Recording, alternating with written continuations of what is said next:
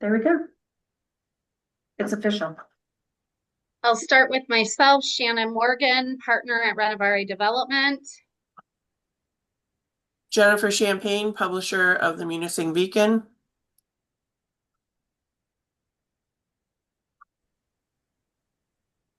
Turn it over to Jen. Hi everyone, I'm Jennifer Acosta. I'm assisting Renovare with financial analysis. And I'm Anne Giroux with Invest UP.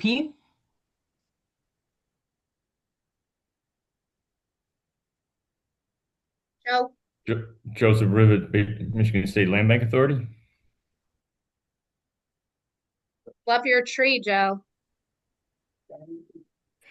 Trying to be festive. We have a pretty simple agenda. We don't have a formal presentation today. We're going to get through, 6 topics right now. First and foremost, just going through today's objectives as we've been working on a new capital stack that takes out the MEDC other than transformational brownfield. We'll get into those logistics and what's happened. Moving into number 2 right now, Renovare, along with the tribe and Pam, did have some meetings with the MEDC. Our next course was just to reconfirm. I think, Joe, this is nothing new, going to be new for you to hear right now. Our pathway is that the tribe has engaged their lobbyist as we start to have conversations of the recapitalization, and really wanted to hear from themselves on what and if any tools were available to fill the rest of the capital stack. So we had met at the end of October with the entire MEDC team. That conversation was that, we have resubmitted this as for a transformational brownfield, but they did confirm that there were no additional tools, including CRP, that were available to be reviewed and committed at this time. So that unfortunately did increase our gap right now into the project. Based that, we did confirm that we did have a resubmission into the transformational brownfield pipeline. That obviously is going to be a timing scenario. So we're looking at if there's other pathways other than transformational brownfield to meet that as well, so we could move at a quicker pace. And then I'm going to move into our capital stack efforts, both from a couple different components. Number one, we've been working with the Nebels on an extension for the purchase agreement, but we're looking at new sources for the equity debt and state tool. So I'm going to turn it over to Jen because she's been working on some new tools right now within a new pro forma with a new capital stack. Jen, I'll turn it over to you. Yeah, thanks, Shannon. So I kind of picked up where this was left off and took a look at it in advance of the last meeting with the MEDC, and then afterwards, just kind of knowing that there's a few moving variables, which are always going to be, that low interest loan that the CRP would have provided, and is there an alternative source for a low interest loan at the state level? And then grant or allocation. And lastly, of course, equity. I've gone ahead and looked at, how do we increase deferment of the developer fee? So that would mean, Renovari putting more skin in the game. Obviously, a good amount of pre-development has been spent, but also really deferring their fee just to really be able to break ground, right? Very committed to seeing this project come to fruition.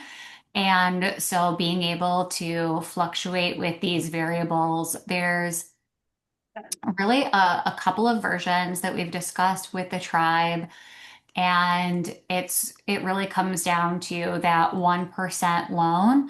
And then the sizing of that being up to about 1.5 million. And then the grant deferring over $500,000 of developer fee and also recapitalizing with an equity raise. Raising the equity we're looking at a variety of different scenarios. We have to be able to get enough of a market rate return in order to be able to pay those investors out, of course. And really, the biggest piece is going to be, how can we find ways to secure that low interest debt and get, some of that additional capital in. The project costs exceed the market due to construction costs and all these pieces, but it's really down to these final three matters that we're able to know that we'll have a project. And we've been able to identify kind of three different scenarios for a path forward. And it seems like all three they're comfortable with. So it's kind of going to be on that meeting with the tribal partnership and state sources that we'll be able to lock in whatever's available. Once this is done, we'll be able to circulate a working pro forma for everyone to review. Next on my list, actually, Anne, is that we're going to be reaching out to you because we have not furthered any conversation until we identified some of these missing pieces in the capital stack to see what, if any, tools Invest UP has, especially on the equity and low interest loan side, if we meet those requirements. So Jen and I will reach out to you separately and see if what we can set up. And then our next tools is the tribe is working to get a meeting set up in Lansing to put these pieces together. It's been something we've been working on and having a discussion for some time, but we wanted to go through the motions that we had a public meeting with all of us at the table, that we could, have the conversation that we've explored every state resource to finalize these pieces. So that meeting for the MEDC was critical for us to get to the next steps. If we can secure through these, as Jen said, these debt and equity sources, if we can secure these pieces, the next step is to finalize our application for the 4% LIHTC. That application, if anyone knows the process, is not competitive like the 9%. And we have many of them that we can quickly. So from that, we'd be able to put together a trajectory and a timeline.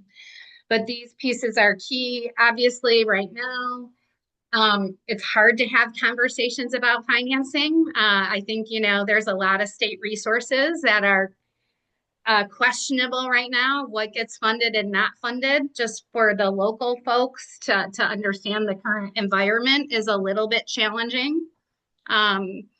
Or I should probably say a lot challenging because there's a lot of programs that may or may not be available next year. And I think there's a lot of unknowns right now. So for us, that's really critical to see if we can identify additional pieces. From that, we have finalized, we're getting everything in place with the site control. We have the remaining pre-development pieces that we need. We need to, once we understand those final pieces, we'll be able to go back and finish whatever updates we need on local approvals. But those are our last pieces. And the goals now are to have these conversations as quickly as we can. As we said, it's just going into an environment right now with the state agencies when we talk about budgets and funding that are somewhat unknown for next year. With that said, that's our next step for capitalization. That's really critical for us to provide final timelines. I'm going to open it up to questions. In other words, our timeline is shot then, our previous one has gone out the window. I would say right now, we will not be able to identify a timeline till we can secure these funding pieces. I mean, we're still working through timelines. We, have timelines with the NEBLs right now that we need to make. But until we get those commitments, it's going to be hard to make a any type of firm or final commitment. When are we going to know about the finance that you're pursuing right now? I mean, it's our goal right now to secure meetings at the state to have this conversation. And I'd like to be able to give you dates, but the challenge is right now politically, I think some of those questions there, we have tools and things that are available. Our experience with Mishta is that they've been moving fairly quickly on several timelines. So when it comes to things that and programs that we know that are in place, like 4%, we can give timelines. But right now, with us taking CRP and other things out of the equation, we're using new programs. So we have to have a better understanding from the state on what their timeline is right now for underwriting. First of all, making sure that we can commit and secure those sources and what their timelines are for underwriting. I have a handful of questions if you don't Yeah. mind.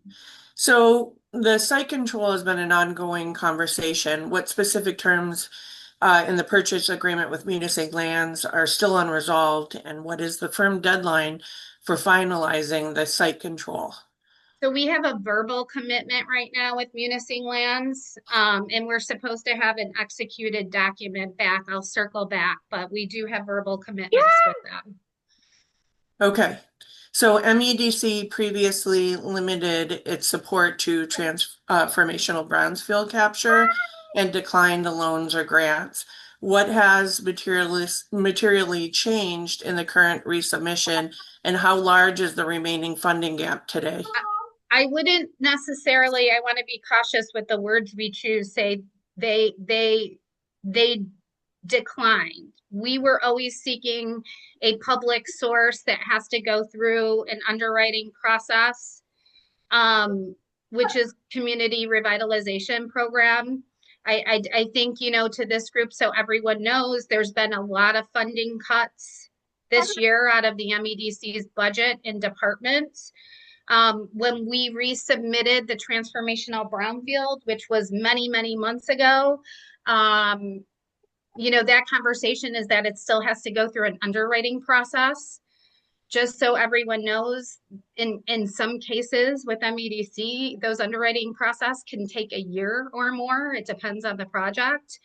And when we circled back about submitting for CRP, their response was that, you know, they're fully committed even going into the new season, and that those resources are no longer available for this project. So I just want to be careful that that's the pathway, and that they advised us that we need to seek non-MEDC funding to fill this gap. We had a large gap with their funding, so that just increased our gap, that we have to look at more creative sources, you know, in light of shrinking resources right now. And that was our conversation with them now. And it took us, you know, quite some time to secure a meeting and get a formal response to our request with them, which we just received at the very end of October. So how large is the remaining gap right now today?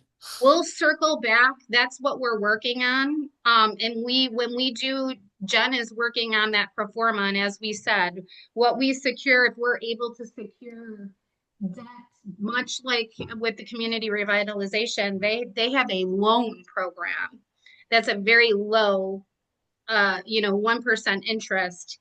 If we can secure something on that similar pathway, that's going to make a difference. So when we circulate that pro forma, you guys will know the gap, but we've got a couple of different resources that we're looking at. It's all going to impact. Our gap was $5 million prior to this. We're completely recapitalizing right now. And so we'll have different pro formas based on the sources that we seek. When we have, you know, Jen's wrapping up a proposed pro forma right now. Now, remember, those are anticipating that we could get specific sources, and we still have to file and secure those sources.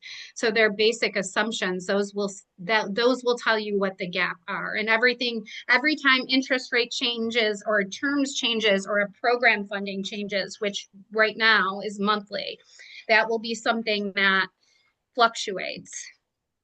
So, if we're talking assumptions, if MEDC does not provide additional support beyond the Brownsfield program, what specific funding sources would be used to close the gap? And under what circumstances would the project need to be resized again? So there's a conversation right now about a new loan fund at the state, something like that, right now would fill the gap. It's still being negotiated. And that would replace CRP. There's many tools that open up with our partnership with the tribe, both from loans as well as other creative funding sources that we're exploring. And those are the things that we'll put in our assumptions. And we'll be able to start to publish that publicly. But they're always, as I always explain, this is a really complicated puzzle, and all of those pieces need to fit. And each piece that we get impacts overall what the budget is. So the answer is you don't know yet, just to Well, clarify. yeah, the answer will always be we don't know until we close and we secure everything. Every piece, when we put a project together funding wise, it's always securing these pieces. And we make assumptions, for instance, that we're going to use funding sources. So for instance, when we make assumptions that we're going to secure, say, MEDC financing, we still have to go through underwriting fully before they commit or secure those type of pieces. So, same thing, even though we're pursuing a 4% and we've had multiple meetings with Mishta on that, it's non-competitive, we still have to get to a point where we're issuing a final term sheet and a commitment on all of those pieces. And that's how these projects always work, is securing each one of those. And so when you're putting a project together, oftentimes, we're going to be looking at, in this case, probably 5 or 6 or even more different funding mechanisms that have to be secured. But I the understand. pathway that Jenna is working through right now would potentially work to fill that gap. In many cases, we have a few outstanding pieces, but they're going to take new resources. So all we can tell you is what we're being told as far as the timelines, and what it will be, and how long it will take. So under what circumstances would the project need to be resized again? If we had a meeting, for instance, at the state, and there was a, grant source or source that came in that had specific underwriting requirements, then we would have a conversation about resizing or changing that, and that would come back to this committee. Understood. And that does happen when you get, like, especially with Mishta, there's requirements for income qualifications. There could be requirements sometimes in design. We feel that the project is sized that most of the initiatives we're looking at right now, it qualifies, but those are always moving pieces when it comes to these type of financing mechanisms. Okay. In terms of the tribal partnership, like ROI and housing set aside, what is the Sioux Tribe's anticipated return on investment in the project? And how does the proposed housing set aside for tribal members interact with the low income housing tax credit requirements and local state status? Our partnership with the tribe here is very, very different. And they're taking a different stance. The tribe is investing in this mainly for their percentage of ownership, and smaller return that they'll get in the project. And it's not ROI based because we're working through the funding mechanisms, but they will receive a small portion of the developer fee that Ranavare gave away as our portion of the funding in the deal. The tribe is involved in this specifically from a workforce standpoint.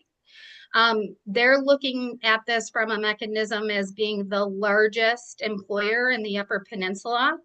They are looking to expand their housing portfolio beyond tribal housing. If you start to even look from a small scale, their ability to fund or be able to staff and employ, say, casinos and that. They're seeing challenges across the board. So they're in this specifically to provide workforce housing versus tribal set aside. And meet those type of mechanisms. So you're not going to see the typical AMI structure. They understand here that we have a commitment within the local community right now, very specifically on our target demographic and our design.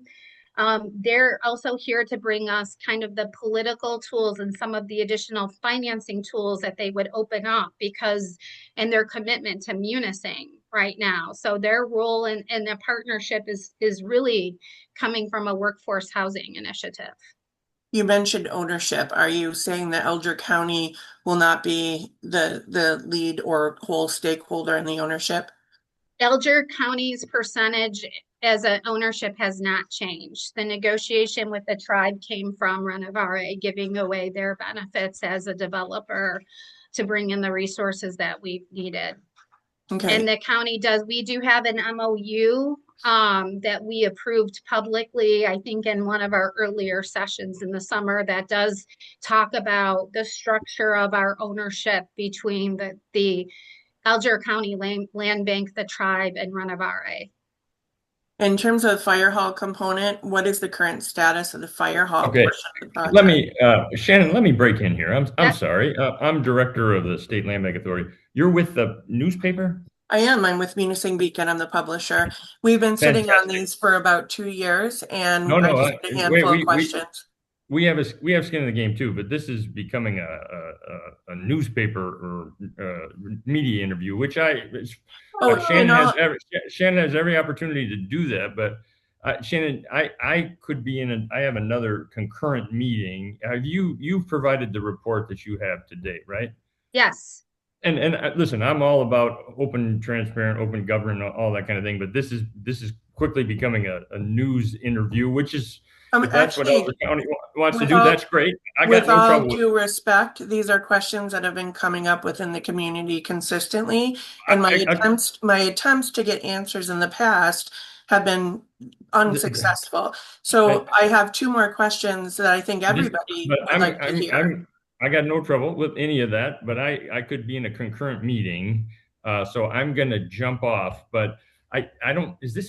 I'm also curious if this is a public meeting versus I mean, this is a work group meeting, was my understanding. And of course, the land bank has a significant interest in this. We're very interested in making sure this is done correctly. But what's that? This is an open meeting to the public. Okay. All right. Well, then, with open meetings, usually you have a public input section. So regardless, I'm going to pop off. Thanks for the update, Shannon. Thanks, Joe. And we'll be in touch. Thanks. And Jennifer, I'm happy to continue answering questions. And I believe anytime you've ever reached out to me, I've responded and I'm available, and I'll continue to do so if you won't have continued questions. Shannon, with all due respect, the consistent responses always refer to my press release. This is the first time I've spoken up. I do have one more question, and that is, can you provide a current accounting of all contributions received and held for the Munising marketplace, including county funds, LLC holdings, land bank funds, and developer equity, like the $150,000 I was told that Renovare has contributed to? My understanding is that there is a holding account that all of the county's money, loan, and contributions have gone to. Where has all that money gone? What is left today? We would love to know. And because it sounds like this is going to be, continuing in development, and everyone would love to see this happen. But this has been going on for years, and I just want to have a clear understanding of what has been spent to develop it thus far, and where are we today? And yes, and we've had this conversation and provided that in meetings in the past as well. So wonderful. That concludes my questions. Thank you. Thank you.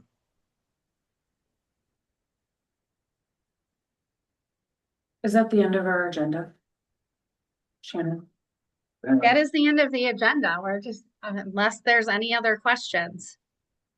I don't have a question. I just want to point out that, this has been dragging on 4 years. We had a hard date of next spring shoveling the ground. The county does have $500,000 invested into this. you know, it's been going on for 4 years at 6% average, you know, that's about $63,000 in interest that's going on here. And the farther this gets pushed out, the more it gets cost for the county. Yes, we are gonna get that money back, but we're paying the interest on it. And we're always gonna be covering interest. And we could use that, we got other options to put that money somewhere. We could have went somewhere else. We could have built some other homes or something. You know, with a, not knowing what's happening on end date, that really concerns me. It, you know, it starts to get, it's just over and over the same answers, and it's almost like a little scheme that just keep you happy. And it's the, you know, I'm looking at this, you know, that MEDC is gone. That's, we're not getting any of that. You're out looking for money. You don't have any leads on money. This is, in my eyes, almost dead in the water until you can find money. You have no direction on this right now. You're out there looking for direction, and that concerns me. Just wanna let that be known. That's all I got. Unfortunately, the answer is this is how these projects work. You use funding, you work, you submit for the information. I wish I had better answers for you right now. But we've had gap, and we have gap that we have to continue to secure. This is how it works in all of the projects. When you have to secure tax credits and things for affordable housing.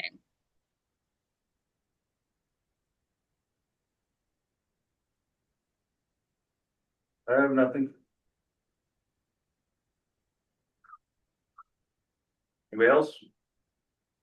Nothing here. Well, I'm Hi, available. folks. if This is Jim anyone has Tischler. addition- Sorry I'm late. Hey, Jim. I Or did am available if anyone has any additional questions. We're just about ready to close, Jim, if you had any questions. Anybody want to give me a 2-minute summary? Shannon? I mean, Jim, not much has changed, and Jim and I have ongoing conversations. I think, you know, we had a meeting with the tribe with the MEDC. The MEDC confirmed that they did not have resources to put into this project. We've recapitalized the project with a couple of proponents that we need, which is also a low interest loan and grants. I think the concern from the public is they feel like we don't know what that is right now to move forward. Our next step is most of those resources come from MISTA, that we meet to find out how we secure the remaining gap. And we can have a separate conversation offline. Okay, thank you. You're welcome. Well, I guess that's it. We got another month. Want to have something in January? Think you have some updates maybe by then? Yes. We'll get something on the agenda. I'll circle back with Pam and Joel. We'll get something scheduled. All right, thank you. Thank Have a you. Merry Christmas, everybody. Thank you. Same to you. Have a good holiday. Bye-bye. Thanks. All right.